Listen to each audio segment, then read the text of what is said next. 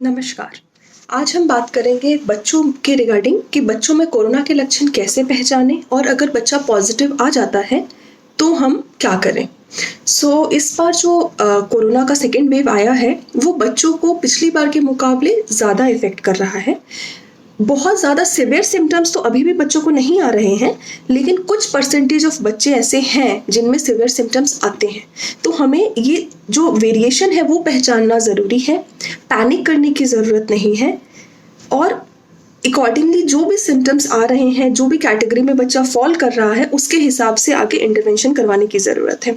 तो इस बार जो सिम्टम्स आ रहे हैं, जो कॉमन सिम्टम्स हैं लाइक बुखार आना, थोड़ा कफ होना, कोल्ड होना, थोड़ा बलगम बनना, नाक से पानी आना, स्मेल नहीं आना, टेस्ट बच्चे को पता नहीं लगना, ये सारे तो कॉमन सिम्टम्स हैं।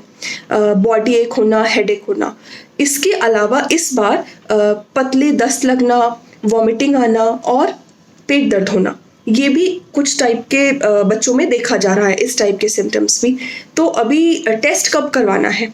तो सबसे पहले तो पहला इंडिकेटर यही है कि घर में अगर किसी को कोविड हुआ है, उस बच्चे का अगर किसी से क्लोज कॉन्टैक्ट हुआ है तो डेफिनेटली वो बच्चा पॉजिटिव हो सकता है। तो इनमें से कोई भी सिम्टम आए, अगर माइल्ड सिम्टम्स हैं तो आप 3 से 4 दिन इंतजार करिए, फिर जाके बच्चे का कोरोना का जांच करवाइए। लेकिन जैसे ही सिम्टम आना शुरू हो, ये मान लीजिए कि कोविड हो सकता है और आइसोलेशन में तो तभी से शुरुआत कर देनी है रखने की बच्चे को।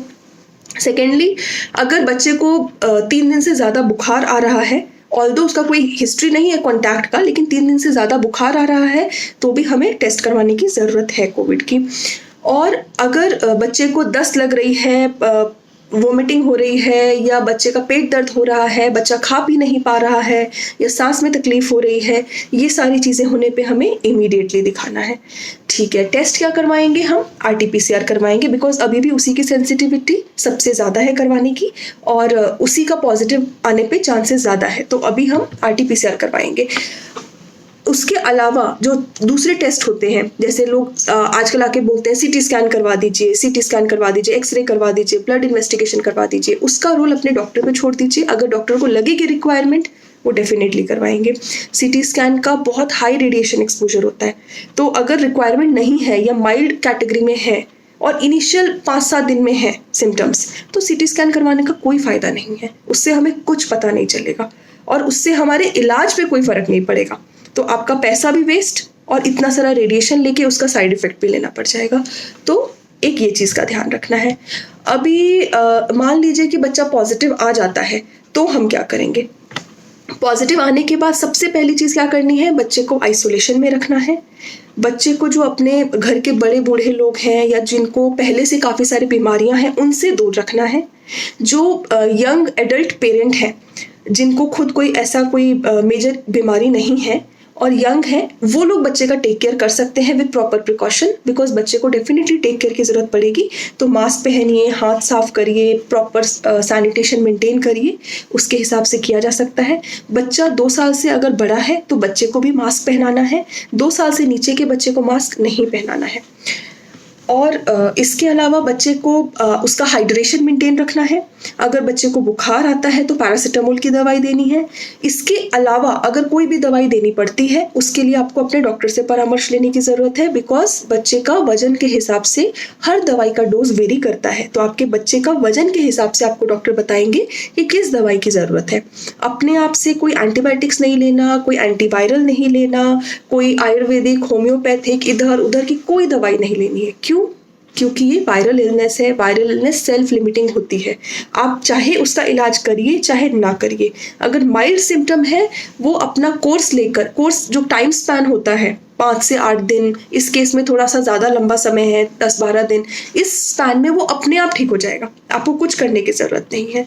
लेकिन अभी ये पहचानना ज़रूरी है कि कब ये चीज़ सीरियसनेस की तरफ जा रही है, कब हमें बच्चे को अस्पताल में दाखिल करने की ज़रूरत पड़ सकती है। तो आपको ये देखना है कि अगर बच्चे का जो बुखार है वो 5-6 दिन के बाद भी आ रहा है और हाई ग्रेड बुखार आ रहा है, बच्चा खा पी नहीं रहा, बच्चा आपका उसको दस्त हो जा रही है, बच्चा उल्टियाँ कर रहा है, या सांस लेने में तकलीफ हो रही है, या बच्चे की सांस तेज चल रही है, या बच्चा सुस्त हो गया है एकदम, या फिर सैचुरेशन प्रोब लगा के आप चेक करिएगा तो 95% से कम उसका सैचुरेशन आ रहा है। बट इसमें एक चीज़ ध्यान रखना है कि हमने सीधा लगाया, एकदम से 93% आ गया, हम चौंक गए कि अरे 93% आ गया, ऐसे डरना नहीं है। आपको हर 5 मिनट पे 2 से 3 बार रीडिंग लेनी है। अगर कई बार क्या होता है कि गलत तरीके से लगा होता है, उसकी वजह से सैचुरेशन कम दिखाई देता है। अगर प्रोब गलत लगा ले तो प्रोब ठीक से लगानी है, फिर सैचुरेशन देखनी है। अगर 2 से 3 बार देखने के बाद भी आपको लगता है कि 95 से कम आ रहा है तो आपको हॉस्पिटल लेकर जाना है बच्चे को। तो ये चीज़ें ध्यान रखनी है, जो हॉस्पिटल में दाखिल करने का या हॉस्पिटल की तरफ जाने का इंडिकेशन है। इस चीज़ के लिए हमें अवेयर रहना है।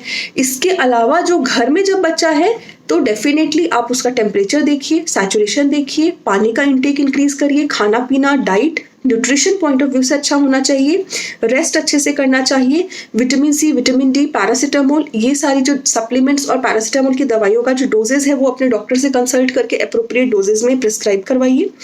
और बाकी जो एंटीबायोटिक्स या कुछ और दवाइयों का रिक्वायरमेंट होगा वो डॉक्टर एज पर सिम्टम्स देख लेंगे।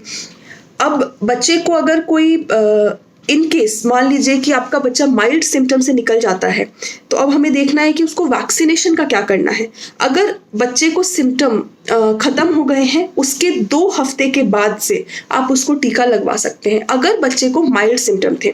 लेकिन अगर बच्चा ज़्यादा बीमार रहता है कोरोना के दौरान, उसको IVIG या स्टेरॉइड्स या कुछ प्लाज्मा थेरेपी या कुछ मेजर थेरेपीज देने की जरूरत पड़ रही है, इन दैट केस हमें कम से कम 3 महीना इंतजार करना पड़ेगा बच्चे का वैक्सीनेशन के लिए।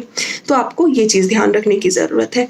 और बाकी घर में definitely isolation, sanitation, mask, hand washing, ये जो है सिर्फ यही ऐसी चीज़ है जो इस बीमारी से हमें बचा सकते हैं। और अगर कोई बीमार भी है तो उसको स्प्रेड करने से रोक सकते हैं। तो आप प्लीज़ इसका ध्यान रखिए। अभी के लिए इतना ही। Thank you.